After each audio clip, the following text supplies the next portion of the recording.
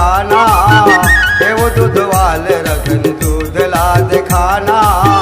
पानी मिलाया जो धुन ताजा ला बताना, पानी मिलाया जो धुन ताजा ला बताना।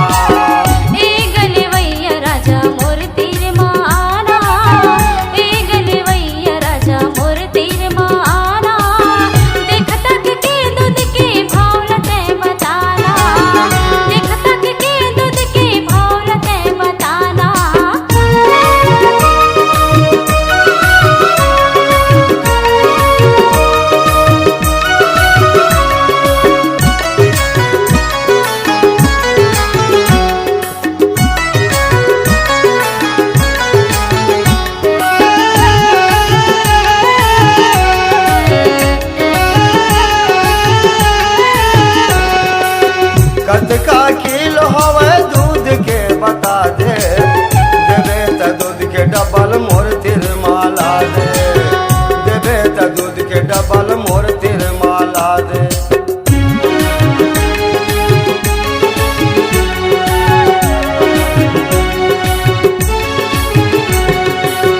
कतका किलो हवे दूध के बता दे, देवे त दूध के डबल मोर तिरमाला दे, दूध के डबल मोर तिरमाला दे। ये वो दूध वाले रखन दूध ला दिखाना, ये वो दूध वाले रखन दूध ला दिखाना। भैंस के लाए हज धुन गाय के ला बताना, भैंस के लाए हज धुन गाय के ला बताना।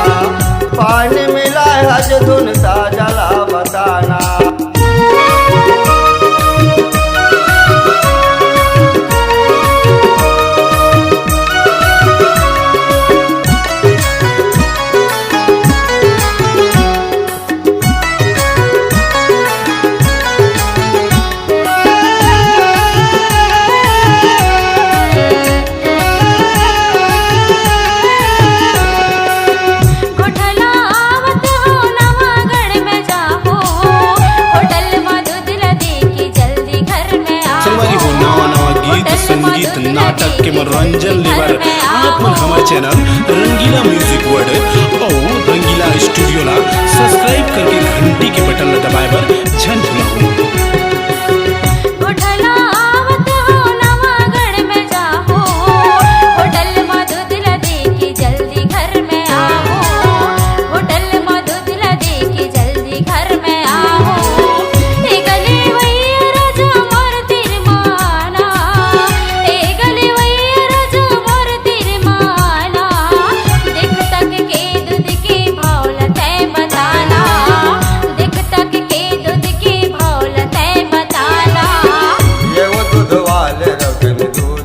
दिखाना ये वो दूध वाले रतन दूध ला दिखाना, पानी मिला है जो धुन ताजला बताना, पानी मिला है जो धुन ताजला बताना।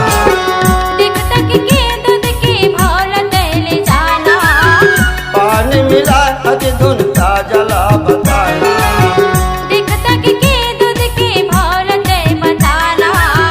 पानी मिला हज धुन ताजला बताना।